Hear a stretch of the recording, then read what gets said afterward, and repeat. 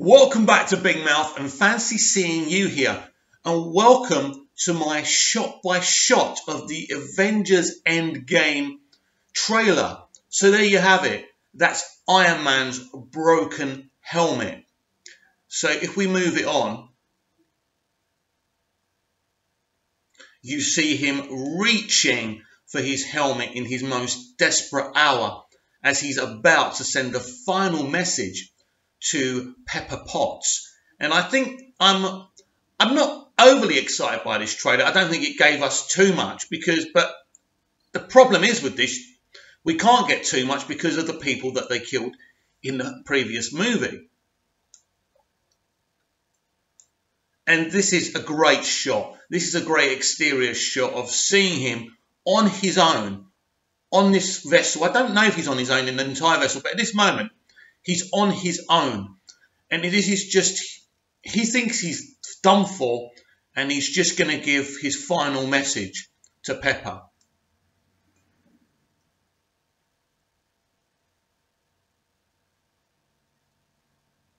And this is a brilliant shot. I really like this shot. You see him just sitting there. His oxygen is probably running out. And really the only thing he's thinking about is Pepper. And what I love about this kind of takes you back to backshadowing. No, foreshadowing, backshadowing.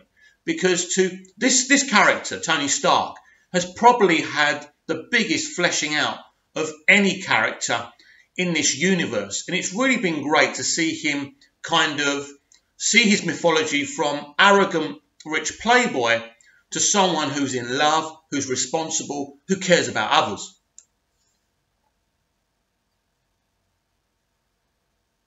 And yeah, then you've got another kind of, that's the vessel he's on. Totally, I mean, you got it there in space. Nothing else is there. He's totally on his own. There's no hope. And I think this is what the directors are trying to show us here.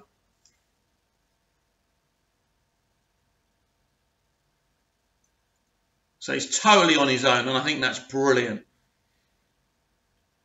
And again here, this is brilliant, and this is brilliant acting by Robert Downey Jr. He's probably the most talented actor in the MCU, not because of anything he's particularly done in that franchise, but if you haven't seen him in Chaplin, go and see him. He's very young, you'll barely recognise him, but he should have won the Oscar for that movie. And you see, he's using the helmet to record a message to Pepper. I don't think that helmet is working properly, but I think it's probably got a little bit of juice still in it. Yeah, this is brilliant actually. And then you see it exteriorly again as they're moving away from it. It's just showing you there is no hope. There is no way he can get out of this. Of course he will. I just love this. Yeah, this is brilliant. And again, there he is, totally alone, totally desperate, with no hope. And again, this is a brilliant shot scene to see the desperation and the sadness of our favourite character. Well, I wouldn't say he's my favourite character. That would be Captain America for me. But definitely you can see the tragedy of the whole situation. He knows he could have died. Don't forget, he still doesn't really understand why Doctor Strange saved him.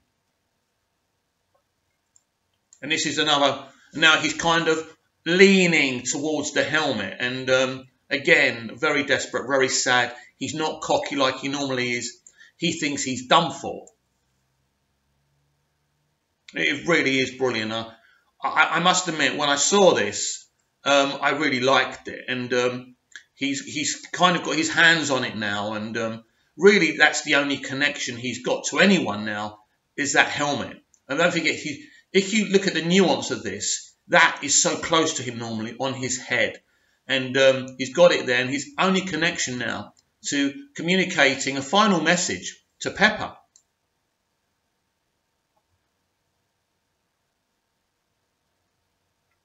Oh yeah, love the Marvel Studios logo. And this is another brilliant, I love this. This is a brilliant shot. I thought they've captured this so beautifully. And this must be Thanos. I'm not sure, but this must be Thanos, right? He's got the glove on, right? This is the only shot of Thanos in the entire movie.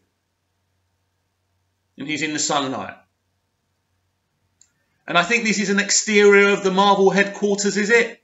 Marvel headquarters. Sorry, the Avengers base. Is it? What do they call it?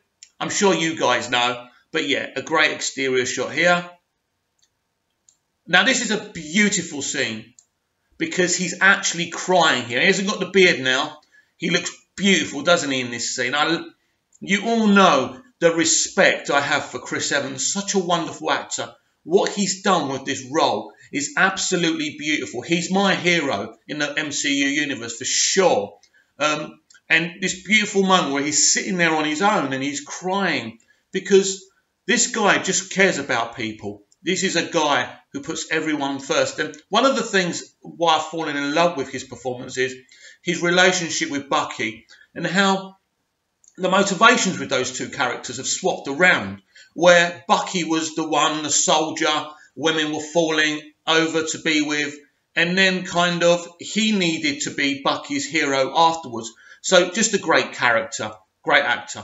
And yeah, Scarlett Johansson, you talk about female leads, strong female leads. I cannot wait for the Black Widow standalone movie. And I think she's great. And they're looking. Now what they're doing now, they're looking at the deceased. Now they think at this moment Scott Lang is also dead. When we get to the Scott Lang part at the end, I'm going to have a little rant. But yeah, you've got the list of the people who are dead here.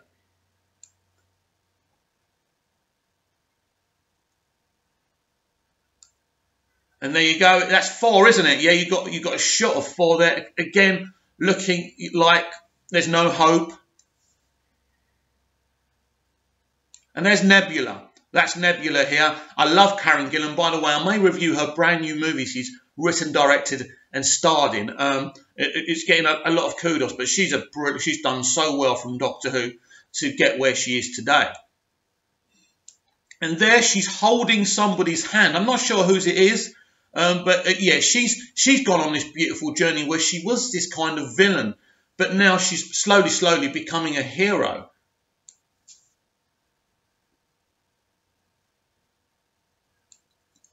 Now here she is again, and now she's found her old friend, hasn't she? Now this is a great shot. This is a great shot again. I mean, this is not a character I really like or dislike. He's not a character that is for me, but here I like seeing him here because he's become a bit grittier. You can tell he's become a bit grittier, bitter, darker. So he's gone on a journey also from when we first saw him in the first Avengers. And, you know, just seeing these, if I move aside and you can see here, you see Black Widow and Captain America together. I love these two actors together. I love these two characters together. And the chemistry these two have got, I'm surprised they didn't make them two have the romance. I never understood why Widow and Banner had the kind of relationship. These two would have made more sense. Oh, yeah. Now, I nearly forgot this. That's Peggy Carter. I didn't pause it quick enough. But there are rumours, and Hollywood Reporter even did an article, not with any facts, but saying that maybe he may change history to save Peggy Carter, or, I don't know, to change her history. Now, there is a theory, and this is my one. If he is leaving, and this is his final movie, what if he goes back in time using the time gem, or whatever you call it, right? And he stays in the past with Peggy Carter. That could be one way where that's how he leaves the actual franchise. But I do not want him to leave, but anything's possible. Again, a great shot of these two together. And I love this scene when she goes, it's going to work. And he goes, well, it has to, because I don't know what I'll do if it doesn't. Yeah, brilliant words. And Chris plays it so well. So much time for this actor. I mean, when he was first cast, we were like, what? He was in Fantastic Four, which he did well in, by the way. But it was odd casting it. But we didn't know what Kevin knew, that this guy is really special.